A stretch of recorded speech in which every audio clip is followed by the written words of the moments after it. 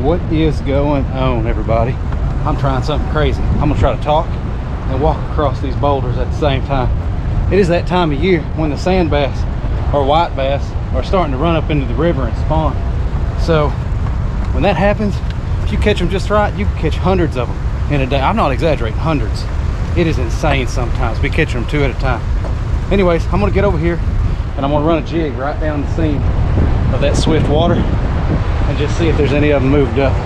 Let me get over here and get set up before I hurt myself, and we'll get to fishing. If I can get down here without falling, I'm gonna start the day out with that underspin. I call them a Roadrunner, just got a soft plastic minnow on it. I'm just gonna throw it right on that seam out there and just kind of let it float around. It's not real heavy, so I'll have to go slow or else it'll just skim across the top of the water. I don't imagine the fish are going to be real active. It's still pretty cool. So we'll just go slow and see what happens. More just letting the current bob it around in there than really jigging it myself.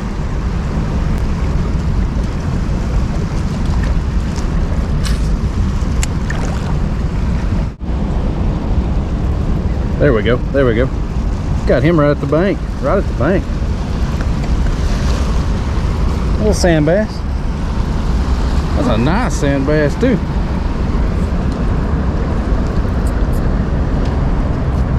Well, that's about the 5th cast maybe. Don't know if I want to break out my stringer for one fish. We'll just put some water in this bucket and throw them in there. If we start catching more, we'll break out that stringer.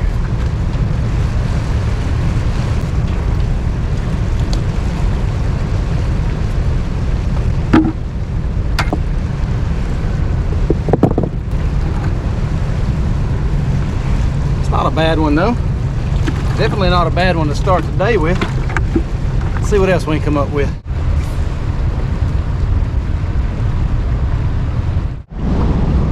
There we go. That one was a little further out there. Still got it on the fall. What we got here? That's another nice sand bass.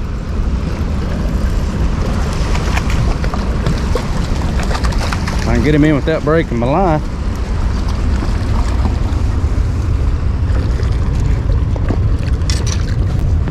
That's where it's at. Swallowed that jig deep. Keep this up, might have to break out the stringer. There we go. That's two.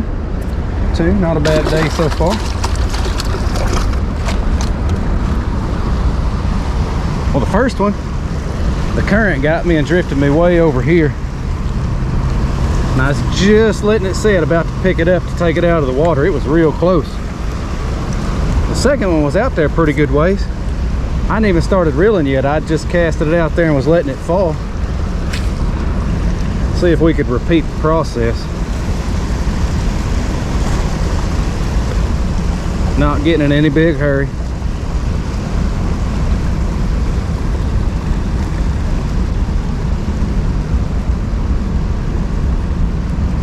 Just working it through there slow.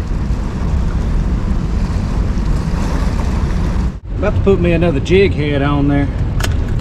Run a double jig rig.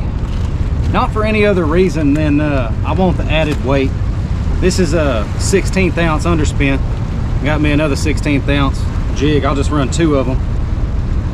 Those 2 fish that I've caught,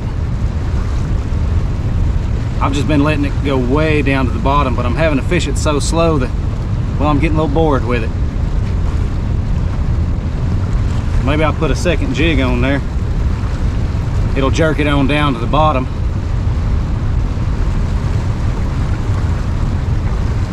We can pick up them fish without having to wait. That's the game plan anyways. We'll see if it'll work. There we go. Now, see what we got in here.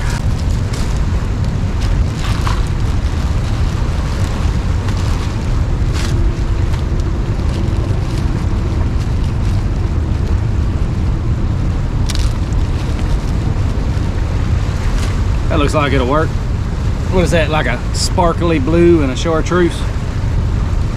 I don't even know what kind of jig they call this. This little creature looking jig. All right, let's see if we can catch a fish with this. We're gonna have to work this one a little bit faster. If I let it drift around like I did that single jig, it'll hang up in the rocks. I mean, I'm probably gonna hang up in the rocks anyways. I always lose a jig or two trying to find the right speed to work down there close to the bottom without actually hitting the bottom. Just part of it.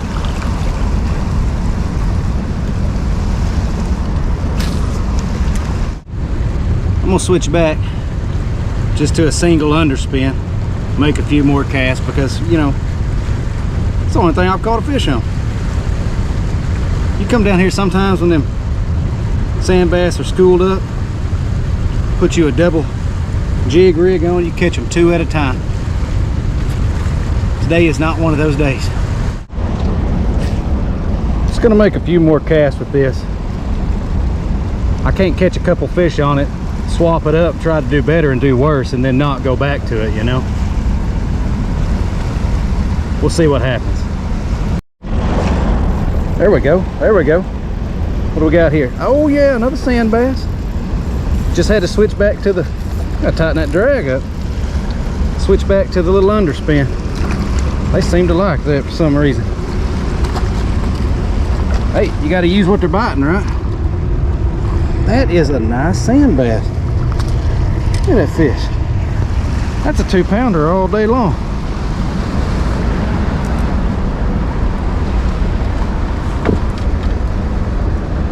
That's number 3 for the day. It's getting about to the point where we're going to have to break stringer out. Little old underspin getting it done. Get back after her.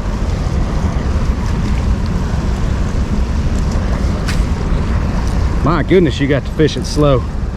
Slow, slow, slow. Just let it drift around in there. That's probably why I wasn't catching them off the 2 jigs, is because I was having to reel it too fast to keep it off the bottom.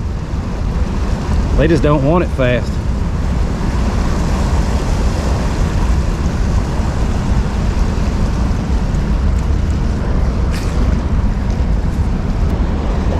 There we go. That one was almost on the bottom. Oh, that's a drum. I'll eat a drum in a pinch, but today we are not in a pinch. There was a boy over there fishing, said he wanted some bait. He left before I caught any. I guess he gave up on me. I told him if I caught a drum I'd take him over there. Now,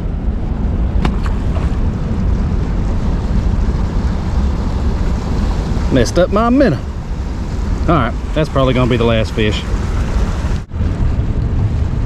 We're just gonna make that drum the last fish of the day. He messed up my minnow and I don't want to dig another one out. But we did catch a few fish. It was not a good day for sand bass fishing. Anytime you're sand bass fishing or white bass fishing, if you don't have to call your woman and say, hey, bring me another ice chest, this one's full, then it's probably not a good day sand bass fishing. Them things school up like you wouldn't believe. But every one I caught, all 3 of them were about, you know, a couple pounds. Those are good sized sand bass. I'm gonna take those home. We're gonna flay them and eat them. I appreciate y'all watching. Appreciate y'all sticking with me all the way to the end. We will catch you next time.